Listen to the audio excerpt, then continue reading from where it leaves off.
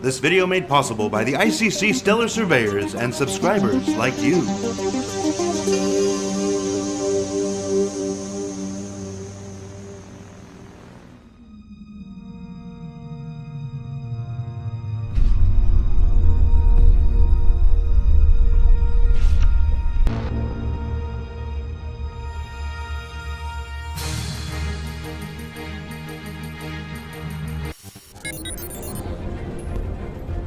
Danger. Rear shield, 25%. Rear shield down. Flare, ready. Chaff, ready. Chaff, drop. Shields, recharging. Begin scan. Contact. Missile, locked. Missile, dry. Head shield down. Shields, recharging. Proximity alert. Head.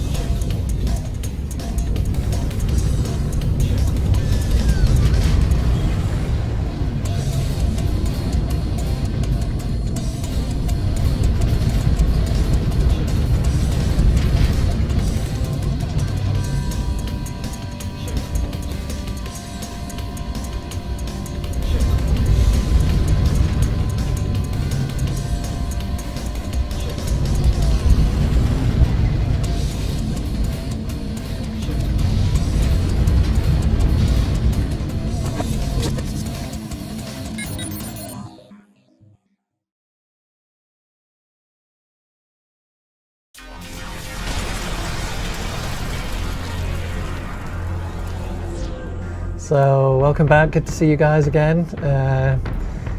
It's me, Paul Jones, art director for Foundry 42, and here with me is Gary Sanchez again. We're going to do another little in-depth segment about some of the content that we've been working on over the past few months.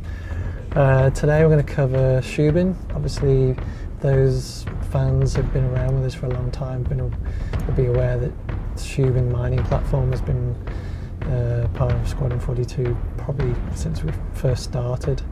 It's a 6-kilometre long base with huge lasers that mine asteroids that are tethered to this base. We've done. There's been quite a lot of concept done on this on the exterior. The exterior was done by Andy Lay, interior by John McCoy and Jan Urschel. One of the problems that I have is that sometimes through availability I have to switch concept artists,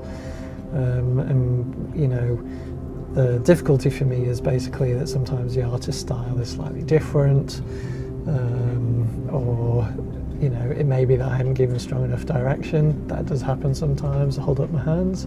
Most of the time, it's decent enough direction that the concept artist will understand what I'm driving for and what Chris wants, we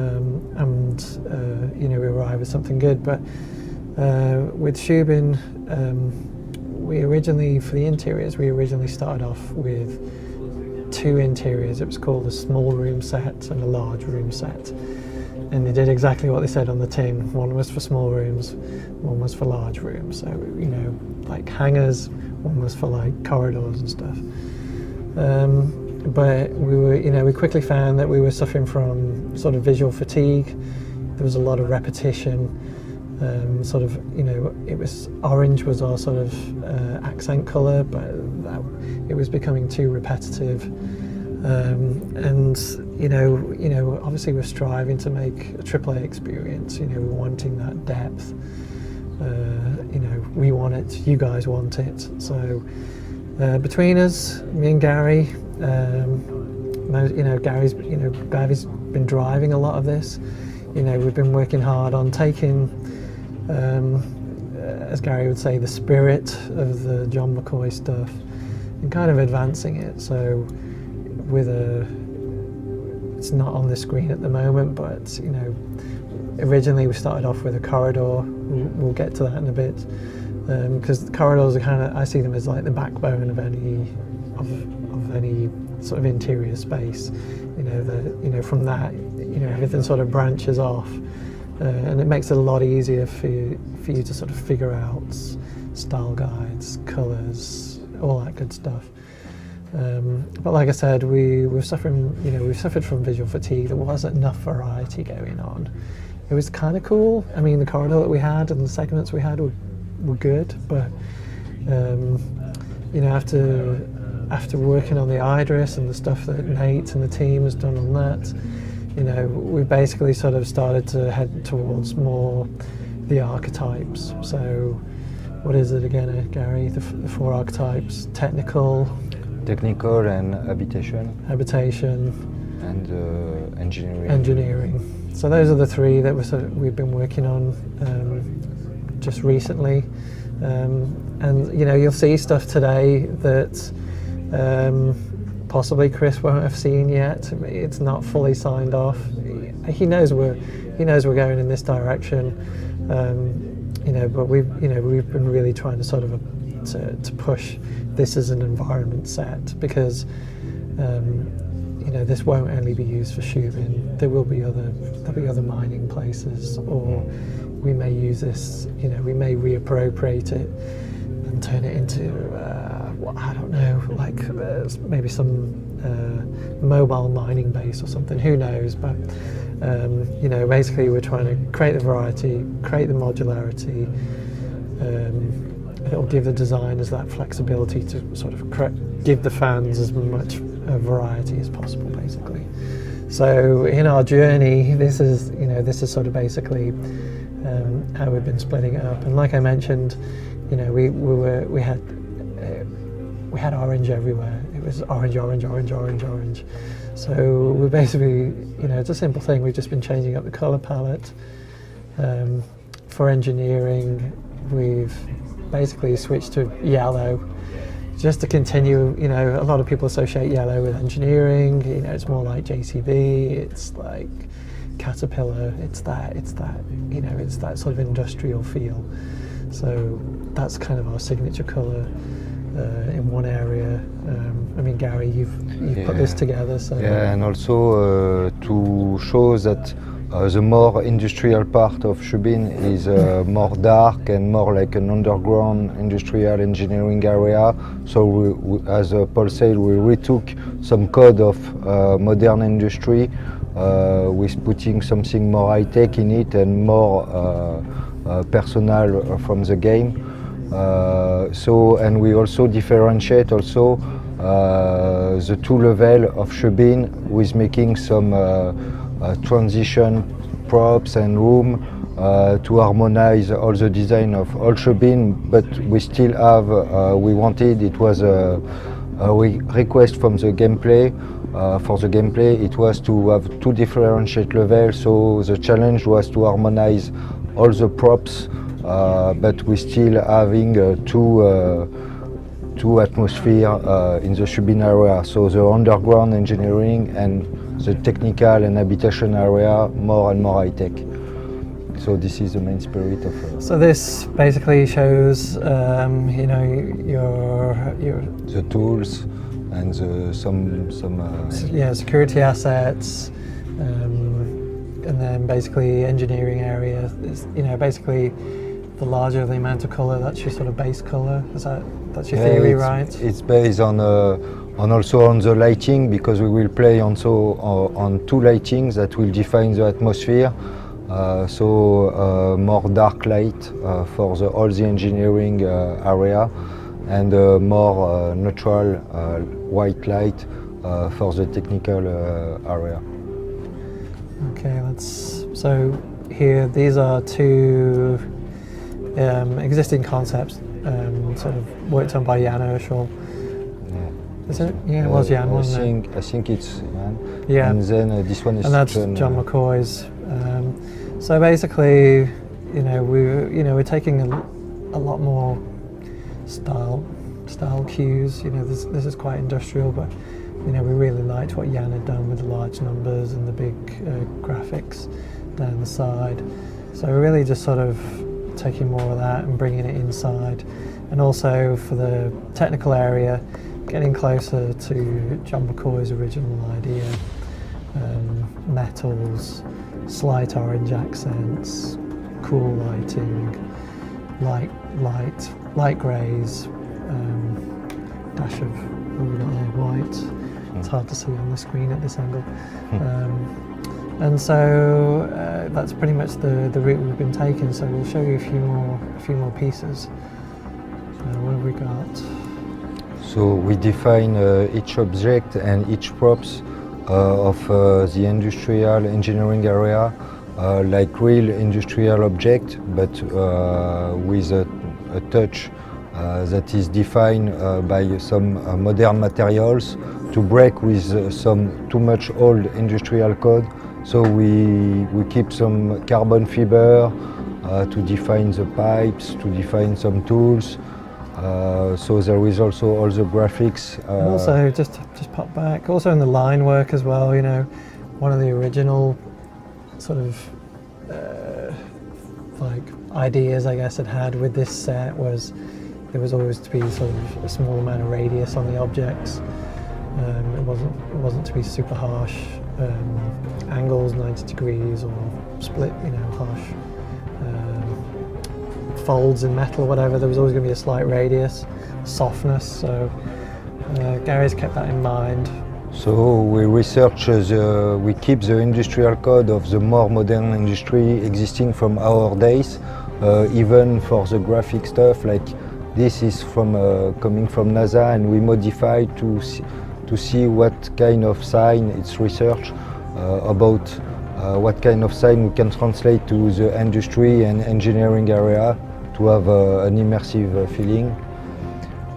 So we define some structural element. Yeah, because the Shubin corridors had always had this theory of it was essentially an exoskeleton cage. It was fully modular, and from that either interiors or exteriors were bolted onto this cage. But we were finding with the original stuff that it wasn't coming out real enough. Like it was still looking like a game. It was a well-rendered game. It looked good, but it needed more fidelity. And we would like to put a little bit also further the technology of process and manufacturing metal. So we try to go on the next step after press metal. We wanted something more high-tech, but keeping the feeling of old mining industry. Yeah, because Shubin is, it's sort of a floating factory, but it is high tech. There's a lot of high tech equipment that's being used on the exterior. The exterior is a little more high tech than we had the interior, so it's kind of just, again, what I'd call second round concept. Basically, Gary's done an awesome job of harmonizing it, of bringing everything into line, making it feel coherent, and you'll see as we go along that basically the artists, it's not paint by numbers. There's some creativity involved, but hopefully we will have answered a lot of the questions that they may get stuck on. So we begin to introduce some hydraulic jack systems that will be like paraseismic absorber. So kind of like a shock absorber, isn't it? Yeah. Yeah. So it's to show that even just to have a press metal, it's to go further, to say, okay, we have some structural high-tech equipment that will define and keep the spirit of mining industry, but going further with the modern technology that exist from our days or that are developed like innovation in our days for biggest building. So we try to redefine some props and make our own identity with some props, security barrier. Here we begin to see also, we work a lot with some mood board to see what is the new technology from our days, how we can translate it how we can go a little bit further. And this has all come about because of us following this the archetype. So there would have already been a mood board originally, but this is sort of what we call second round mood board. It's an advancement, and really just helps us figure out what our direction are, what's important, what are the key things when we're walking in this area. So there is the texture, the UI, all the small elements that will make some rhythm and break a little bit the repetitive things into corridor. So we try to make some rhythm into all these parts and with some research through the mood board. So what we have here is an engineering corridor. This is built by the artists here, and you can see that it's in a pretty good solid state. Floors, walls, ceilings, supports.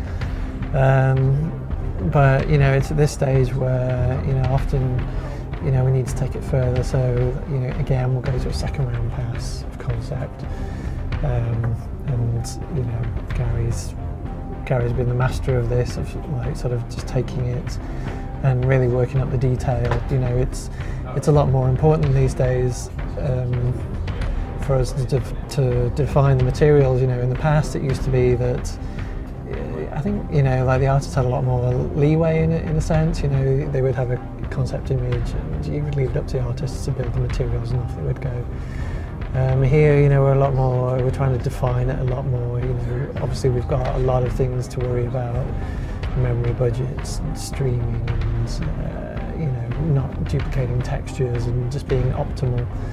And this is all part of the process, as defining the materials, and providing a library for this set, so the artist can choose from whatever it is. So for example, say 15 materials. Like, oh, okay, yeah, I know it's this brushed metal, it's this polished plastic, it's this hexagonal, whatever it is. And it's all about streamlining the process, basically. We obviously have a lot of work to do for Squadron and for Star Citizen, and anything we can do to cut down on iteration time is as good as possible. We've all got a lot of experience, but Star Citizen I think has tested everybody, and we are developing new techniques constantly as we go along. Same for the interiors. The ships have had, I would say the ships are ahead of environments in a way in terms of their development. Environments definitely well on track now. We now just have to start building final art essentially, or getting to that point. But that being said, from this, we'll now flick over to something we did earlier. Not that one. Nope. Not that one. 1 second. This one. And so here, this is basically what we've been working on in terms of just tightening up the feel, basically, really sort of pushing that high-tech, technical feel of Shubin. So you're almost like inside a Swiss watch. It's there's a lot of stuff that's been added in this image. I mean, Gary, feel free, just jump in and give us a little more info about the kind of things you've been working on in this image. Yeah, we found some interesting with the 3D environment modelers and artists to make some texture more high-tech like that for the pipes. Also to have some small components around this kind of pipes that give some more high-tech feeling. All these kind of details around the door, and changing also the pattern into something more modern. We keep the industrial code of the industry, but we're trying to put it a little bit further with some high-tech feeling through the materials, through small components, and a work on lighting too, to have this underground spirit for Shubin engineering area. So for the eagle-eyed people out there, you'll probably notice that there's sort of rear section of this image, of this corridor, is a little bit pasted in. This is, you know, what often happens is that Gary will, you know, or the concept artist will produce an image, and it might not be quite what I'm after, so I will draw all over their work, or, you know, Photoshop some elements in that I'm more happy with. You know, of course my time is quite limited, so it's generally done quite swiftly. But it's really, for me, it's about getting the direction across, basically, of what I want as fast as possible. As you know, as you all know, I'm not just working on interiors, it's ships, it's the full shebang. But here, you know, again, it's just, this is essentially a toilet block. You know, this will be part of developing the Shubin believability. You know, you want toilet blocks, you want kitchens, you want vending machines, or, you know, depending on what the area is. I mean, chances are this is sort of coming out of some industrial area and coming into a break room. You know, you've got certain highlights of the. Actually, that is an exit figure. It should be really a toilet figure, but and then we've also got some, like, you know, essentially Chinese text, I think it is there. But that just sort of represents a direction that we're sort of investigating in terms of either having English and some kind of iconography, or maybe another language, basically. So we've got to work with the writers a little more on that to just figure out how we get that dual layer. But again, it sort of lends itself to that. You're in a high tech. It's advanced. You know, multiple languages.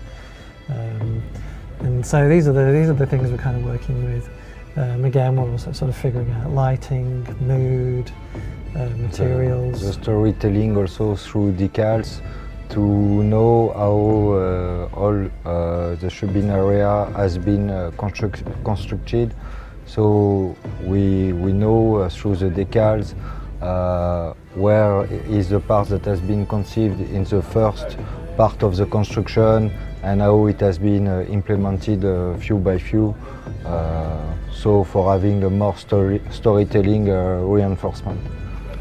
So obviously we'll try our best in this session not to give away any spoilers. You know, so we'll just be concentrating on sort of the theory behind the visuals that we've been creating. We have like a transit hub. This is not giving any of the story away, but it's an important room for many reasons, really, because it's also helped define the architecture. It's also helping define the large room architecture. And so Gary has been working heavily on this, as you can tell. Kind of looks like the work of a madman, but when you zoom in, everything's got a good theory, which Gary can give you a bit more info about. So the main thing is before going too much into artwork with atmospheric feeling and things like that, we are trying to give some immersive feeling to the room, like it has been manufactured for real into the game through some component and through a real manufacturer conception. So we were inspired with Paul about hydraulic system that are like shock absorber.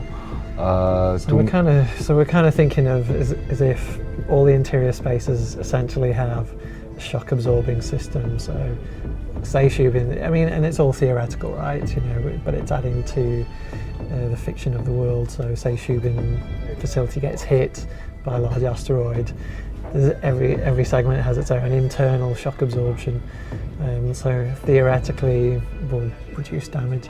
In reality, it makes for good visuals. You know, yeah, anything. It helps to make something looking interesting between some big industrial element with some high-tech texture on it.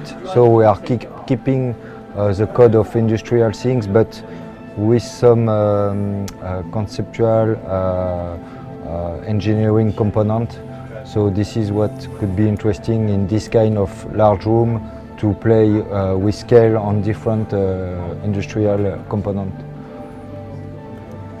So and we try to define also before the artwork what will be the place of each manufactured component, if it's fitting with the gameplay, and all this kind of harmonization before going too far on art, and then we can begin to make the artwork. And this is all, this is all based off a white box we've had from the design department. So, we already know the sort of spacing and everything works for AI and gameplay, etc. So it's really about sort of how do we make this huge space interesting visually? How do you make it striking, but also still keep that mechanical, high-tech feel?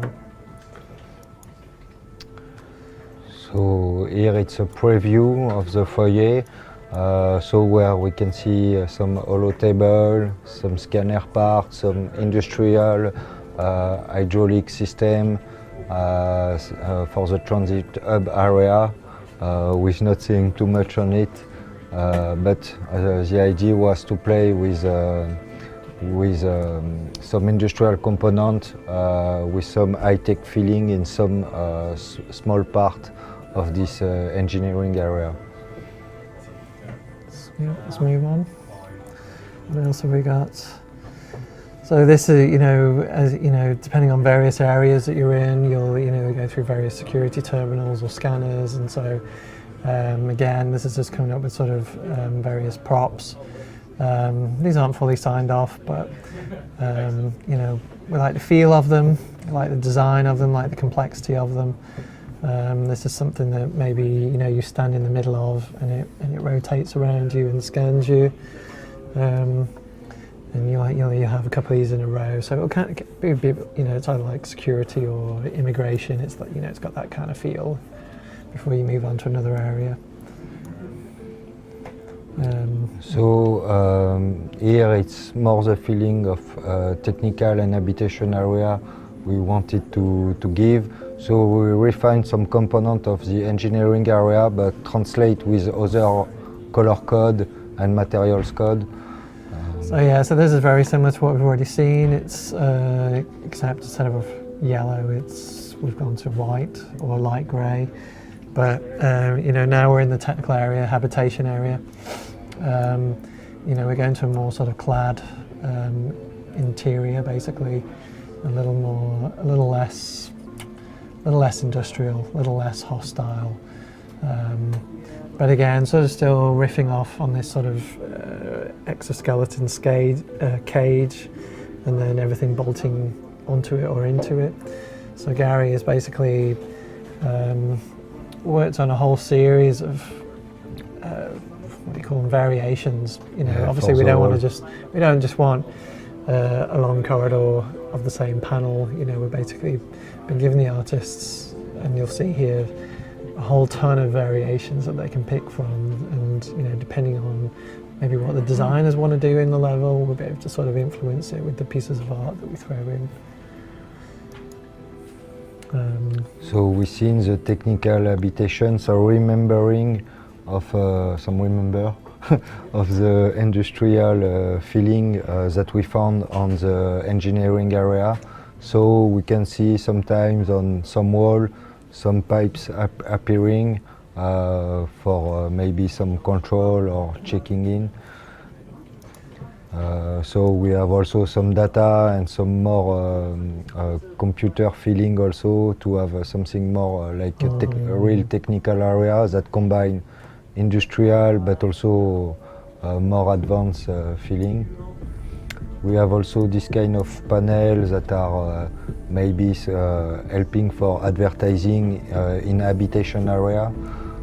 So we have all these UI and graphic things that can contribute to give the feeling to be in a real habitation we need to change area. this, don't we? Because this isn't ours, so this will be replaced to something. Yes, it's inspired by something existing, but after the graphic artist will do also our own advertising fitting with Star Citizen spirit.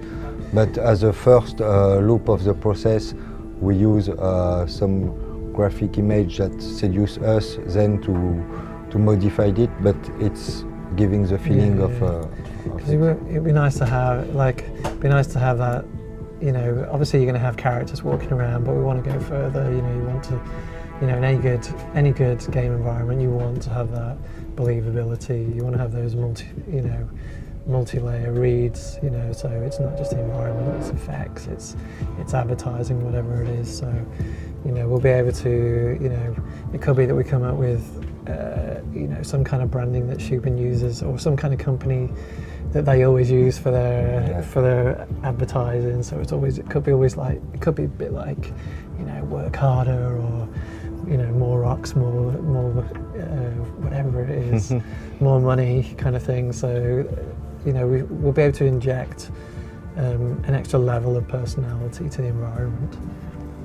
We have also created some research about breaking the rhythm of the repetition in corridor, with creating some area that are totally different. So there is some panel like emergency or things like that could make a break into corridors. Have you got that sheet where you've got about eight? Yeah. Oh, okay, we'll so get to we that. defined also some base for the wall panel, and making some research how we could work, what we can find graphically, and also what kind of element we can plug on this wall. And so you see a little bit some of the variation that we have shown to you. There is more, but we show an extract here. Pardon? What was that? We show an extract, I say, Yeah, about right, okay. So you can see here that it's essentially the same cross-section, but we're always, you know, looking to build on top of that, and, you know, ultimately we'll be able to build additional, you know, here essentially it still is you know, flat wall, not flat wall, but, you know, it's linear, but, you know, through just swapping out certain areas, we'll be able to push in or push out, or add framework, or you know, create more interest. But as an initial pass, you know, the artist will build these, block them out, throw them in, see how it feels. But again, they've got good direction, so we won't be losing time on them trying to figure out materials or what the style guide is, and now it's all pretty clear. So theoretically, iteration should be a lot faster. And this is an idea for, you know, breaking, you know, obviously this is similar to what we saw on a previous image, except they were yellow, with this, you know, huge shock absorber, and it's punching through this floor piece, and, you know, you're going from a single to a double lane, and, you know, just creating visual interest. You know, it's not gameplay related, it's just, you know, it's just for us, you know, we want this to be an interesting place to walk around. So we create also some boards like that, to trying to define what will be the panel, the graphic things. Here you see a first loop, but it helps to creating the different panel and different wall variation. So we work like that, like for the manufacturer of spaceship, where we define the split line and things like that. We do the same for environment. Yeah, we could go on forever. There's a lot of content for Shubin. I mean, we have got quite a bit more to develop on this, but this gives you a good insight onto what Gary's been doing and where we've been pushing it. And, you know, we hope you guys like it. Thanks for watching. He's making one as we go. No, the Noobifier 1337 for his video explaining the weapon and hardpoint system in the Alpha 2.0. Let's check out the video. On the 14th of March 2015, there was a document titled Weapon Mount Updates. I'll link it in the description. After reading it a couple times, I started to understand what they were trying to do, and it makes a lot of sense. The document clearly outlined how the updated system would work and gave the set of rules for the designers to follow when creating the game from that point on.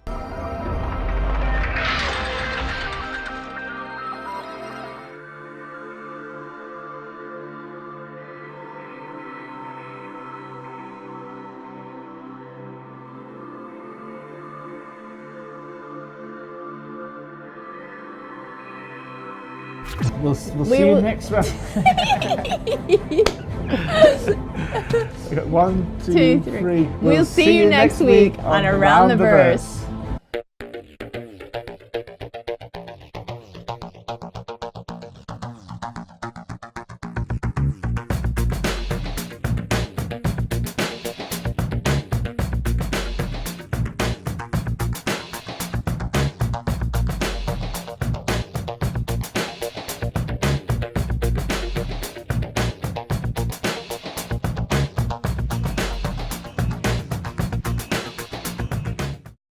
Right, ready? After 3, Happy New Year, but I just like arms in the air, that sort of stuff, so. Let's just do it. Ready? So, on 3. 1, 2, 3, yay! Got it? Yeah.